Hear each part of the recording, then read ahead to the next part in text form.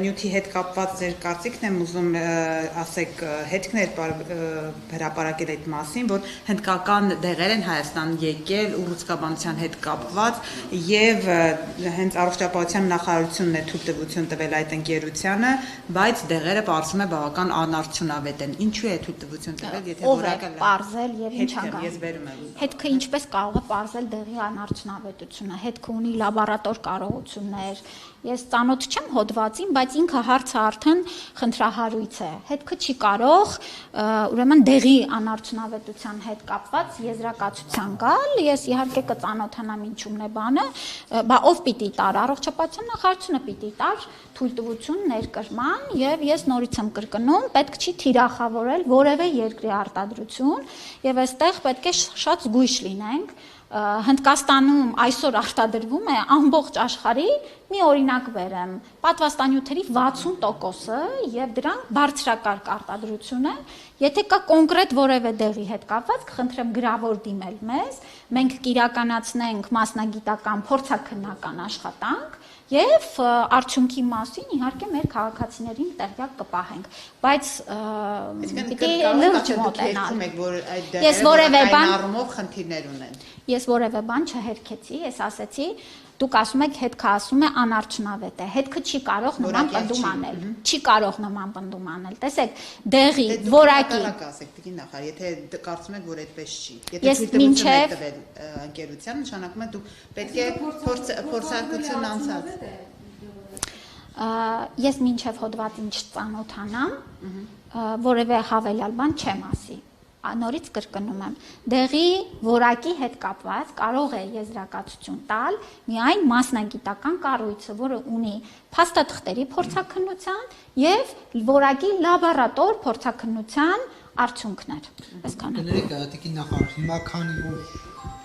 արդեն կա, հա, այդ դեղերի շուրջ քննարկում հնարավոր է նախարարությունը նախաձեռնի ինչ-որ ուսումնասիրություն։ Անպայման, բայց ինչպես կարող է հոդվածը տվել, մենք չանդրադառնանք միանշանակ, իհարկե։ Նաև խոսքը մանկական դեղերի հետ կապված է։ Ժորժ ջան, ինչ կապ ունի մանկական մեծահասակների դեղերի հետ կապված որևէ հաղորդումը մենք միանշանակ դիտարկում ենք եւ ունենք մի մեծ կառույց մասնագիտական, որը հենց դրանով է զբաղվում։ Պիտի նշեմ, որ վերջերս անցյալ տարի հագեցվել է այդ ուրեմն դեղերի փորձագիտական կենտրոնի ամբողջ լաբորատոր կարողությունները եւ մենք ինքներս հետեւողական կլինենք բարձելու, բայց նորից եմ կրկնում, պետք է շատ զգույշ լինել նման հայտարարություններ անելու առումով։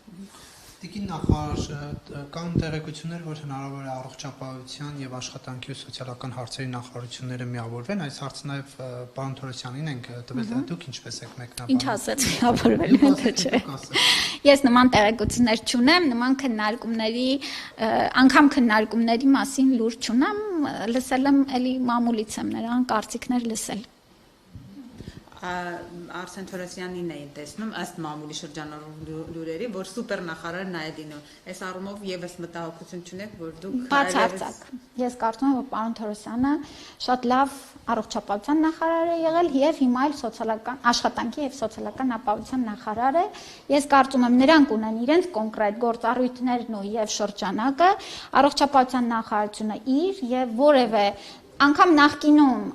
երբ որ մեր կառավարությունը նոր էր ձևավորվում 19 թվականին, նման խոսակցություններ չեն եղել եւ ըստ էության չեն էլ կարող լինել։ Շատ տարբեր են դրանց շրջանակները։ Տիկին նախարար, կորոնավիրուսային այդ համավարակի իրավիճակը Հայաստանում ինչպես է, արդյոք դեռ պարտադիր է պատվաստվելը, թե ոչ, եւ եթե նախկինում են թե շրջանում, որ արդեն մի անգամ օրինակ պատվաստվել են, հիմա պետք է յուրաքանչյուր տարի պատվաստվեն, թե ոչ։ Տեսեք, վաղուց ի վեր մեզ մոտ պատվաստվելու պարտադիրություն չկա եւ որևէ հիվանդության դեմ, բայց իհարկե մասնագետները խորհուրդ են տալիս որոշակի ժամանակը մեկ ունենալ այդ բուստեր դեղաչափերը։ Պետք է ասեմ, որ մենք եւս ուսումնասիրում էինք կարիքը, ցանկությունները, որովհետեւ այստեղ էլ եթե գնում ենք իրականացնում, պիտի հասկանանք նաեւ դրա արդյունավետությունը ինչքանով է։ Մեր եզրակացությունով այսօր շրջանառվող շտամը, օմիկրոն շտամը բավական այսպես թեթև է ընթանում սովորական գրիպին բնորոշ ախտանշաններով, բայց պետք է իհարկե աչալուրջ լինել եւ ցանկացած ախտանշանների պարագայում, անկախ դրանից դա կլինի կովիդից թե սուրճ շնչական այլ վարակների պարագայում, պետք է շատ ուշադիր լինել, հետևել բժիշկների խորհուրդներին եւ փորձել նաեւ կանխարգելիչ առումով դիմակ կրել, ձեռքերը հաճախ լվանալ։ Գրիպի պատվաստանյութի մասով ասեմ, որ մեր մոբիլ ծառայությունը բավական լավ արդյունք է տալիս եւ մենք այս տարի առաջին անգամ սեպտեմբերին արդեն ունեինք գրիպի պատվաստանյութերը եւ արդեն իսկ մեծ թվով քաղաքացիներ պատվաստվել են, եւս մեկ անգամ հորդորում եմ, ինչքան շուտ պատվաստվենք, այնքան ավելի պաշտպանված կլինենք։ Իսկ նախարարությունը հորդորում է կամ կոչանում է գնալ եւ COVID-ի դեմ պատվաստվել, մամուլում այդպիսի հրապարակումներ կային։ Չկա նման հորդոր չի եղել, ես եթե չեմ սխալվում, այս պահին մենք չունենք էլ չենք ձեռք բերել պատվաստանյութ, որովհետեւ նորից եմ կրկնում, նաեւ դա նայում ենք միջազգային գիտական հոդվածների, ինչքանով է ծախս արդյունավետ այս առումով, դրա համար նման հորդոր չի եղել։ Տիկին Ավանեսյան, երբ նախորդ Կիրակի ձեզ տեսանք Գնեք մի հատ էլ դա մեզ ոլորտի հետ կապված նոր անցնենք այլ։ Բա ժողովուրդ, այս կարևոր հարցից հարց չեք տալիս բյուջեի մեր։ Կանրատական։ Կանահադեպ եւ պատմական մենք Այո։ Իսկ կա արդյոք այլ վիրուս Հայաստանում թե ոչ, որ ինչ որ կոկորդի հետ կապված խնդիր է առաջացնում, քիթ կոկորտ ականջաբաններից մեկն է լրատվամիջոցներից մեկի հետ զրույցում ասել, որ սա նոր վիրուս է, որը տարածվում է։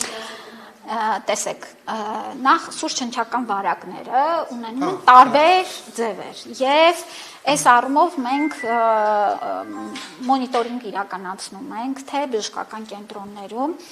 թոքաբորբով օրինակ դեպքերի պատճառներն ենք ուսումնասիրում, դետքային հետազոտություններ ենք անում եւ այս պահին որևէ ինչ-որ անհանգստացնող կամ սովորական վիրուսային գրիպներից բացի այլ շնչական վարակների մասով պատկեր չունենք։ Եթե ունենանք, վստահ եղեք, առաջինը մենք շատ արագ կհրապարակենք եւ այդ ընկալումը կա, որ ամեն տարի ասում ենք, այս տարվա գրիպը շատ ավելի ծանր է եւ հենց դա է, որ այո, վիրուսներն էլ դառնում են շատ ավելի անընկալունակ դեղամիջոցների եւ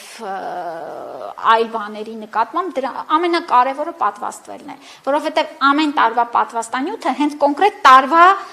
շտամերի դեմ է պայքարում։ Ես իմ հարցին վերադառնամ, տիկին նախարար, վերջին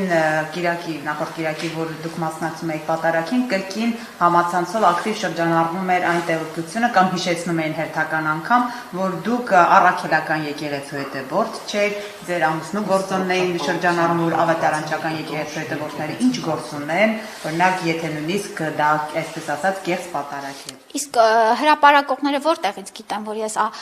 Սուրբ Առաքելական եկեղեցու հետևորդ չեմ։ Շատ հետաքրքիր է, այդ ինչից են ենթադրություններ արել։ Ես ինքս մկրտվել եմ Սուրբ Զորավոր եկեղեցու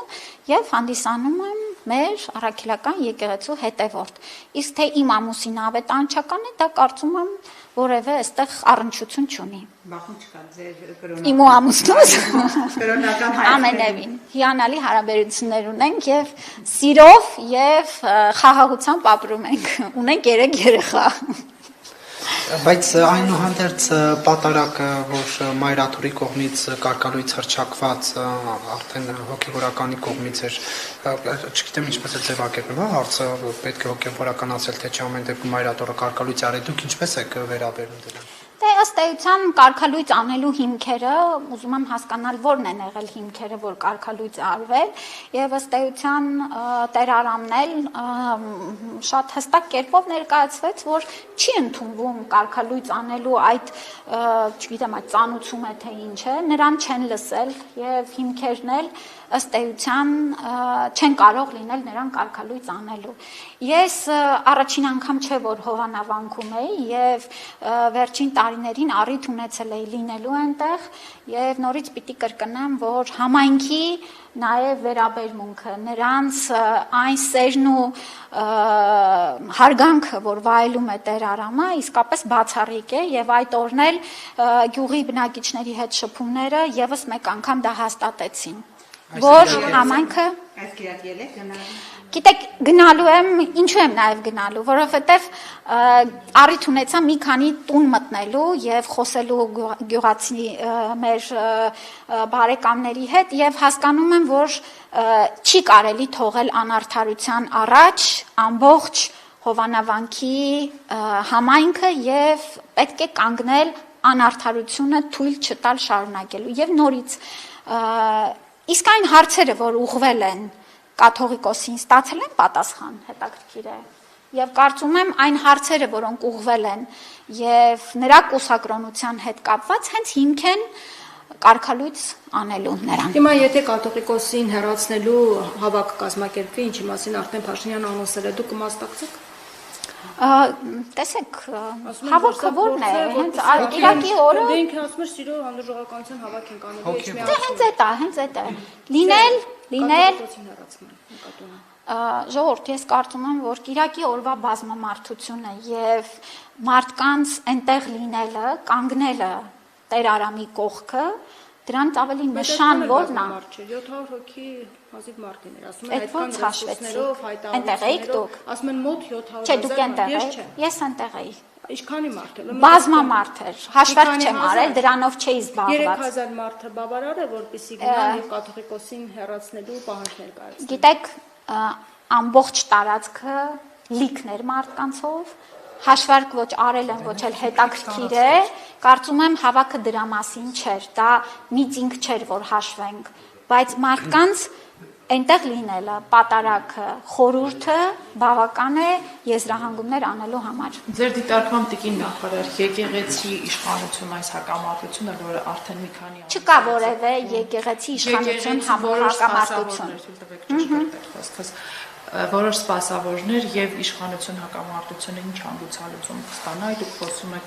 կուսակրոնության ուխտը խախտելու հիմքով Գարեգին Բ-ի հրաժարումի հեռացման մասին, ինչ է կարծում, նա ինքնակամ կգնա այդ քայլին, թե այսպես ասած աջակցող միջոցառումների կարիք կզգացվի։ Ես կարծում եմ, որ ցանկացած մարդ պիտի ականջալուր լինի եւ հասկանա, որ Հայաստանի ժողովուրդը կեղծիկ եւ փարիսեցիություն այլևս չի ուզում ընդունել եւ չի կարելի չլսել ժողովրդին, չի կարելի։ Ժողովրդի պահանջը հետևելու եկեղեցու կանոններին, կանոնագրքին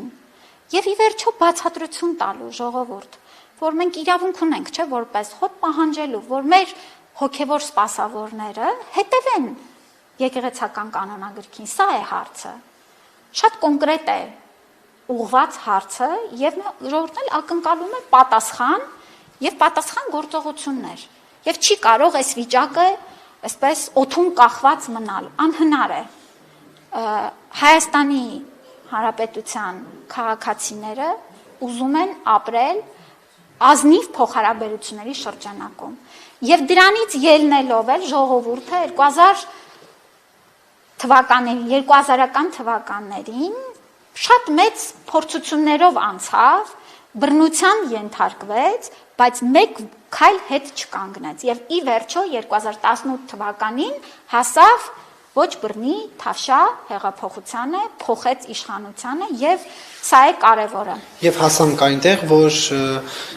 եկեղեցուց բերանփակ քաղաքացուն բերանփակելով ոչ քրիստոնեաբար, ոչ ժողովրդավայել տարբերակով դուրս հանեցին Տիկին Ավանեսյան։ Մենք հասանք այնտեղ, որտեղ որ այսօր ժողովրդավարությունը իրականություն է եւ դուք էլ այստեղ կանգնած հարցերը ազատորեն ուղղում եք եւ դրա որին բերանը ոչ մեկ ձեռքով չի Չէ, դուք շնորհակալությունը ժողովրդին հայտնեք, որտեղ ժողովուրդն է 2018 թվականին հասել, որ որևէ լրագրողի բերան չի փակվում, որևէ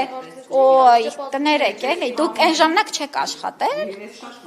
Դե ուրեմն վստահ եմ շատ լավ գիտեք փակվում էր, որտեղ էր փակվում, ինչպես էր փակվում եւ ինչպես անգամ չէր հասնում փակվելուն։ Անգամ այդպիսի փորձ չէր արվում, որպիսի կարիք լինի փակելու։ Ժորժ ջան, մենք այնպես չէ՞ էլի, որ դա 60 տարի առաջ էր։ Այո, այո։ Բայց դա կներեք այս թեմային։ Ես կարծում եմ, որ եթե անձը գիտեք ինչ, անձը հստակ պրովոկացիա էր իրականացնում, մարդկանց հուզմունքների վրա խաղալու եւ կարծում եմ, Նա որ Փաշինյանի ընտանիքից էր, Նիկոլ Փաշինյանն ասում է ժողովուրդն իմ ընտանիքն է, Հայաստանն իմ օջախն է։ Փաշինյանի ընտանիքի հանդամի հետ այդ ինչպես վարվեցին Տիկին Ավանեսյան։ Ընդհանրապես մեր երկրում իրավակարգը վերաբերում է բոլորին, Փաշինյանի, վարչապետին, նախարարներին, բոլորին, անկախ նրանից, թե ով են նրանք, եւ ցանկացած անձ, ով որ իրականացնում է պրովոկացիա, ով որ իրականացնում է Դե դուք ձեր կարծիք ունեք, ես էլ այնտեղ եմ իմ ներկայացնում եմ այն ինչ որ ես եմ զգացել եւ այն ինչին ականատես եմ եղել, դա թույլ տվեք ես էլ իմ կարծիքը արտահայտեմ։ Ժողովրդի հետ ազնիվ փոխհարաբերությունների մասին խոսեցիք, Տիկին նախարար, այդ ազնիվ փոխհարաբերությունների համատեքստում արվող քայլ չէ արդյոք օրինակ ԴՆԹ անալիզի հանձնումը Ամենայն հայոց կաթողիկոսի եւ Իժդստեր կողմից անուն ազգանունով անգամ աշխատանքի վայրով նշվում է, չէ, այդ սուբյեկտը որտեղ է աշխատում եւ այլն։ Օրինակ դուք նորմալ չեք համարում, որ կաթողիկոսը նախանձախնդիր լինելով իր հեղինակության, իր պատվի հարցում այդպիսի քայլի գնա։ Ասի հավատավոր ժողովուրդ ինձ մեղադրում են կուսակրոնության օգտը խախտելու եւ դուստր ունենալու մեջ, եկեք գնանք եւ ես հանձնեմ ԴՆԹ անալիզ եւ ապացուցեմ, որ չունեմ դուստր։ Դե մենք բոլորը սպասում ենք մինչև ԴՆԹ-ն գուցե հենց կոնկրետ ժխտելուն, թող կանգնեն ժխտեն առանց դեռ հլը հասնելու, որևէ ժխտում եղել է։